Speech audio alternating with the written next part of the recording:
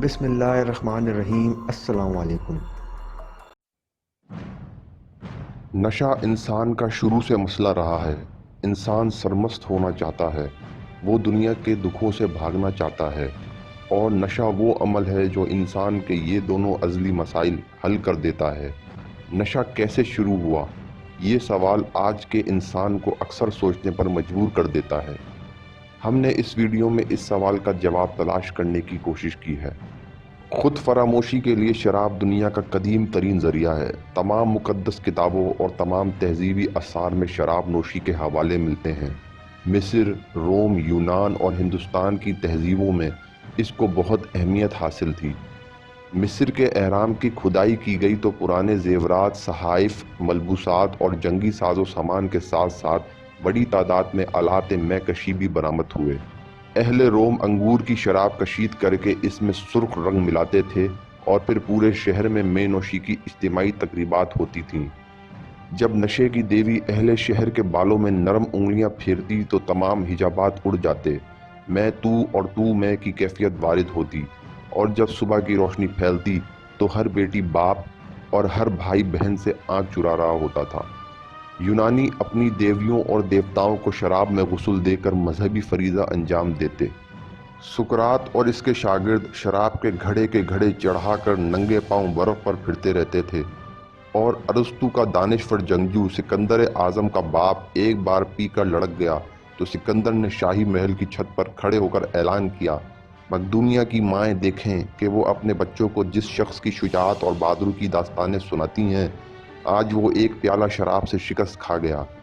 اے اہل مقدونیہ، دیکھو تمہارے سپہ سالار کی ٹانگوں میں اتنا دم نہیں کہ وہ بستر تک پہنچنے کے لیے اس کا بوجھ اٹھا سکیں۔ اے مقدونیہ کے لوگوں، گواہ رہنا، سکندر شراب نہیں پیے گا، کیونکہ سکندر کو شکست سے نفرت ہے۔ جزیرہ نما عرب کے بدو مٹی کے پیالوں میں بدبودار شراب ڈال کر پیتے تھے، جبکہ ہندوستان کے مغل شہنشاہوں میں بھی شراب بہت مقبول تھی۔ ظہیر الدین بابر بلا کا مے نوش تھا۔ اس کے لیے سمرقند سے شراب درآمد کی جاتی تھی، جو سمرقند کے مخصوص انگوروں سے کشید کی جاتی تھی۔ لیکن کواہاں کی لڑائی میں جب اسے مضبوط فوجوں کا سامنا کرنا پڑا تو اس نے منت مانی کہ اگر اس مارکے میں اسے فتح نصیب ہوئی تو وہ کبھی شراب کو منہ نہیں لگائے گا۔ منت پوری ہوئی اور اس نے سارے لشکر کے سامنے آلات مے نوشی توڑ کر ہمیشہ کے لیے شراب سے توبہ کر لی۔ لیکن اس کی اولاد اس قسم کے دائرے میں نہیں آتی تھی، چنانچہ اس کے بعد مغل شہنشاہ، شہزادے، آمرا اور درباری اہلکار زندگی بھر لال پری کی زلف گرہگیر کے اسیر رہے۔ شہنشاہ جہانگیر روزانہ 19 تولہ 2 آتشہ شراب پیتا تھا۔ اس کثرت استعمال سے اس کا جگر جواب دے گیا تھا، لہٰذا مجبوراً وہ شراب نوشی کے بعد اونٹنی کا دودھ پیتا تھا۔ اس نسخہ سے اس کی سانس تو بحال ہو جاتی، لیکن جسم بری طرح ناطاقتی کا شکار ہو جاتا۔ شہنشاہ ہندوستان، جس کی مملکت خداداد کی سرحدیں برما، چین اور ایران تک وسیع تھیں، اس کو 4 کہاڑ ڈولی میں بٹھا کر دربار لاتے تھے، جہاں شہنشاہ کو چند الفاظ کی ادائیگی کے بعد کھانسی کا دورہ پڑتا اور انہیں سہارے کے لیے ملکہ عالیہ نور جہاں کے دست امبری کی ضرورت پڑتی۔ کثرت مے نوشی کی وجہ سے شہنشاہ کی قوت فیصلہ عملاً جواب دے چکی تھی۔ جہانگیر بڑی فراغ دلی سے شراب کو اپنی تمام تر ناطاقتی کا ذمہ دار ٹھہراتا تھا، اس لیے ہندوستان میں اس کے دور میں شراب بنانے، بیچنے اور پینے کی سزا موت رکھی گئی تھی۔ لیکن جہاں زنجیر عدل ہی شراب میں بھیگی ہو، وہاں عوام کو ساقی گیری سے کون روک سکتا ہے؟ اور آخر میں ایک پیالہ شراب، سیخ کباب اور ملکہ نور جہاں کا دیدار عالم پناہ کی آخری خواہش تھی۔ شاہ جہاں اور ان کے ایک آدھ بیٹے کے سوا ساری اولاد کی شامیں باد و ساغر کی روشنی میں گزرتیں اور صحبت نشاط نو کا پیغام لے کر طلوع ہوتیں۔ اورنگزیب کے دور میں نسبتاً سکون رہا۔ عالم پناہ کے مذہبی رجحانات کے باعث کاروبار میں زیر زمین چلا گیا۔ آمرا مقبروں سے بچ بچا کر گھروں میں شراب پیتے اور منہ کی بدبو چھپانے کے لیے پیاز استعمال کرتے۔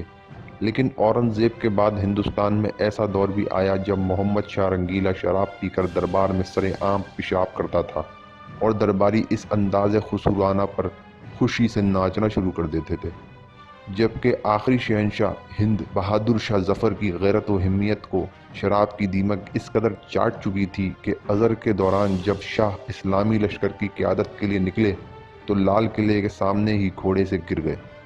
جنگ عظیم دوم میں پے در پہ شکستوں کے بعد جب اتحادی فوجیں ہمت ہار گئیں اور فوجی بلڈی وار سے جان چھڑانے کی کوشش کرنے لگے تو برطانوی حکومت نے ان کا شراب کا کوٹا بڑھا دیا۔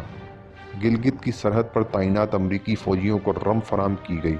برفیلی ہواؤں میں دشمن کا انتظار کرنے والے امریکی فوجیوں پر اس نسخے نے بڑے خوشکن اثرات مرتب کیے۔ جلد ہی رم فوجی خچروں میں بھی پلائی جانے لگی۔ اس نے ان کی کارکردگی بھی بڑھا دی۔ انگریز سرکار مشرق وسطیٰ، بر صغیر اور یورپ کے محاذوں پر لڑنے والے دیسی سپاہیوں کو لڑنے مرنے پر اکسانے کے لیے بے تحاشا شراب پلاتی تھی اور فوجی نشے کی ترنگ میں دشمن کے کیمپوں میں داخل ہو جاتے تھے، نتیجتاً جان سے جاتے تھے۔ یہ تجربہ زیادہ عرصہ تک کامیاب نہ رہا کیونکہ کثرت شراب نوشی اور خوراک کی کمی کے باعث بہت جلد فوجوں کی قوت مدافعت جواب دے گئی۔ سانس کی بیماری اور نمونیا کے حملے ہونے لگے۔ نتیجتاً ہر کیمپ کے 25 سے 30% نفری اسپتال تک جا پہنچی۔ مجبوراً جنگ کے آخر میں شراب کے کوٹے میں تخفیف کرنی پڑی اور سرد علاقوں کے فوجی ٹھکانوں پر رم کی ترسیل عملاً روک دی گئی۔ اس اقدام سے فوجیوں میں مزید بے دلی پھیلی۔ انگریز دور کے بعد ایک لمبے عرصے تک پاکستان آرمی کو شراب کا کوٹا ملتا رہا، جبکہ بھارتی فوجی کیمپوں اور میسوں میں شراب کا استعمال ابھی تک جاری ہے۔ صدیوں سے پنجاب کے جاگیردار اپنے کمیوں کو شراب پلا کر دشمن پر وار کرنے کے لیے بھیجتے آ رہے ہیں۔ اس اقدام سے دشمن مر جائے تو بسم اللہ، دوسری صورت میں کمی مر جائے تو بھی دشمن کو مقدمات میں پھنسا کر انتقام لیا جاتا۔ سکھ بھی باہم لڑائی جھگڑوں سے پہلے دماغ گرم کرنے کے لیے اجتماعی شراب پیتے تھے۔ جٹیاں پیالے بھر بھر کر شراب گھبرو نوجوانوں کو پلاتی تھیں اور ساتھ ڈھول پیٹ پیٹ کر بہادری اور شجاعت کے گیت گاتی تھیں۔ اس عمل سے سکھ جتھوں کا دماغ مزید سردارانہ ہو جاتا اور پھر وہ گھماسان کا کارن پڑتا کہ اللہ کی پناہ، کسی کا بازو سلامت نہیں تو کسی کی ٹانگ غائب۔ کوئی وہی میدان کارزار میں جان دے گیا اور کوئی گھر پہنچ کر زخموں کی تاب نہ لا کر چل بسا۔ غرض پنجاب کے سکھوں کی تمام تر بہادری شراب کے مرہون منت تھی۔ نشے کے خلاف اسلام کی خدمات کا ذکر کیے بغیر یہ کہانی مکمل نہیں ہوتی۔ نبی کریم صلی اللہ علیہ وآلہ وسلم نے جب دعوت اسلام شروع کی تو عرب معاشرے میں شراب سمیت ہر قسم کی مروجہ منشیات عام تھی۔ لوگ بشمول مسلمان پی کر بہک جانا عیب نہیں سمجھتے تھے۔ مدینہ منورہ میں جب ان شرابیوں کے ہاتھوں امن کے مسائل پیدا ہونے لگے تو ارشاد باری تعالیٰ کی گونج سنائی دی، تم سے شراب اور جوئے کے بارے میں پوچھا جاتا ہے، ان کو بتاؤ کہ ان میں بہت زیادہ نقصان اور گناہ ہے، اگرچہ فوائد بھی ہیں۔ اس آیت کے اترنے کے بعد لوگوں کو پہلی مرتبہ معلوم ہوا کہ شراب اور جوا نقصان دہ ہیں، مگر ابھی یہ صرف اطلاع تھی۔ کچھ دنوں بعد جب مسلمانوں کا ایک گروہ محفل ناؤ و نوش میں مصروف تھا تو نماز کا وقت ہو گیا۔ ان لوگوں نے اسی حالت میں نماز شروع کر دی، لیکن نشے کے غلبے کے باعث ترتیب بگڑ گئی۔ رکوع کی جگہ سجدہ، سجدے کی جگہ قیام ہو گیا۔ اللہ تعالیٰ نے جب اپنے بندوں کو یہ حالت دیکھی تو فوراً حکم فرمایا، تم لوگ نشے کی حالت میں نماز کے قریب بھی نہ جایا کرو۔ فرمان خدا بندی بہت واضح تھا، لہٰذا کوئی مسلمان سرتابی کی سوچ بھی نہیں سکتا تھا۔ لیکن یہاں ایک اور مسئلہ کھڑا ہو گیا۔ میں نوشی کے تمام اوقات میں کوئی نہ کوئی نماز آتی تھی، لہٰذا شرابیوں کے لیے ساغر و مینا سے پرہیز ممکن تھا اور نہ قضاء و رکوع و سجود قبول تھی۔ اسی دوران جب ایک دن مسلمانوں کا ایک گروہ میں نوشی میں مصروف تھا، حضرت انس ساقی گیری کر رہے تھے تو ایک شخص نے آ کر کہا کہ نبی کریم صلی اللہ علیہ وآلہ وسلم نے فرمایا ہے، شراب اسلام میں حرام قرار دے دی گئی ہے۔ ہاتھ وہیں رک گئے، پیالے ہونٹوں سے الگ ہو گئے۔ جس کے منہ میں شراب کا گھونٹ تھا اس نے وہیں اگل دیا، اور جس کے معدے سے شراب کی بو اٹھ رہی تھی اس نے فوراً حلق میں انگلی ڈال کر طے کر دی۔ صرف یہی نہیں، پورے مدینہ منورہ میں جس گھر میں بھی شراب کا مٹکا موجود تھا اہل خانہ نے باہر لاپٹ کھا۔ پھر اس دن سارے شہر سے شراب کی بو اٹھ رہی تھی، لیکن یہ بو زیادہ دیر تک قائم نہ رہی۔ چند ہی لمحوں بعد صحرا کی ہوا اسے ساتھ لے اڑی اور باقی رہ گئی ایمان کی خوشبو، جس نے ایک عرصے تک گلستان رسالت کو مہکائے رکھا۔ رسول کریم صلی اللہ علیہ وآلہ وسلم کے ایک دوست ثقیف روس میں تھے۔ یوم الفتح پر وہ شراب کا تحفہ لے کر آئے۔ آپ نے فرمایا، کیا تم کو علم نہیں اللہ تعالیٰ نے اس کو حرام کر دیا ہے؟ تو انہوں نے فوراً اپنے غلام کے کان میں کہا، تم یہ شراب بازار میں جا کر فروخت کر دو۔ نبی کریم کو اس کی سرگوشی کا علم ہوا تو انہوں نے فرمایا جس نے اس کا پینا حرام کیا اس نے اس کی فروخت بھی حرام قرار دی، لہٰذا وہ شراب پتخان میں بہا دی گئی۔ حضرت ابو طلحہ کی پرورش میں ایک یتیم بچہ تھا، انہوں نے اس کی وراثت سے فصل کے موقع پر شراب خرید لی تاکہ قیمت بڑھنے پر فروخت کر کے یتیم کو رقم دے دی جائے، لیکن اس دوران شراب حرام ہو گئی تو وہ نبی اکرم صلی اللہ علیہ وآلہ وسلم کے پاس آئے۔ آپ نے سارا قصہ سن کر فرمایا اسے جلا دو۔ حضرت ابو طلحہ نے پھر پوچھا اس کا سرکہ نہ بنا لوں؟ تو فرمایا نہیں۔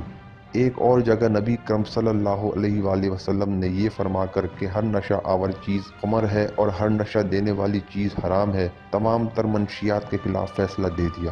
حضرت جابر بن عبداللہ سے روایت ہے جس چیز کی زیادہ مقدار سے نشہ ہوتا ہے اس کی تھوڑی مقدار بھی حرام ہوتی ہے۔ حضرت طارق بن سوید نے ایک بار نبی کریم صلی اللہ علیہ وآلہ وسلم سے پوچھا ہمارے ملک میں انگور بہت ہوتے ہیں، کیا ہم ان کو نچوڑ کر استعمال کر لیں؟ تو آپ نے فرمایا نہیں۔ انہوں نے پھر دریافت کیا ہم اس سے بیماریوں کا علاج کرتے ہیں؟ آپ صلی اللہ علیہ وآلہ وسلم نے کہا یہ دوا نہیں بلکہ بذات خود ایک بیماری ہے۔ اس وقت منشیات دنیا کا سب سے بڑا بزنس ہے۔ امریکہ میں ہر شہری سال میں 100 گیلن شراب پیتا ہے۔ دنیا کے 30 ممالک میں بڑے پیمانے پر پوست اور بھنگ کا کاشت کی جاتی ہے، اور یہ حقیقت ہے منشیات 21ویں صدی کا سب سے بڑا مسئلہ ہوگا۔ ایٹم بم ہو، ایڈز ہو یا کرونا وائرس ہو، یہ اس سے بھی بڑا مسئلہ ہوگا، کیونکہ یہ جسم سے پہلے دماغ پر اثر کرتی ہے، سوچ کا عمل تباہ کرتی ہے، نیکی اور بدی کا احساس ختم کرتی ہے، موت سے محبت اور زندگی سے نفرت پیدا کرتی ہے، اور جب یہ سب کچھ ہو جائے تو انسان کو موت سے کوئی نہیں بچا سکتا، عقل بھی نہیں، قانون بھی نہیں اور جمہوریت بھی نہیں۔ اور یہ لوگ کتنے بے وقوف ہیں جو اس انسان کو ایٹم بم، ایڈز اور کرونا وائرس سے ڈرا رہے ہیں، جو اپنے ہی لہو کی حدت سے پگھل رہا ہے، جو پہلے سے ہی موت کا انتخاب کر چکا ہے۔ بے شک زمانے ہی کی قسم انسان خسارے میں ہے۔ مزید معلوماتی ویڈیوز کے لیے اس ویڈیو کو لائک اینڈ شیئر کریں اور ہمارے چینل کو سبسکرائب کرنا نہ بھولیں۔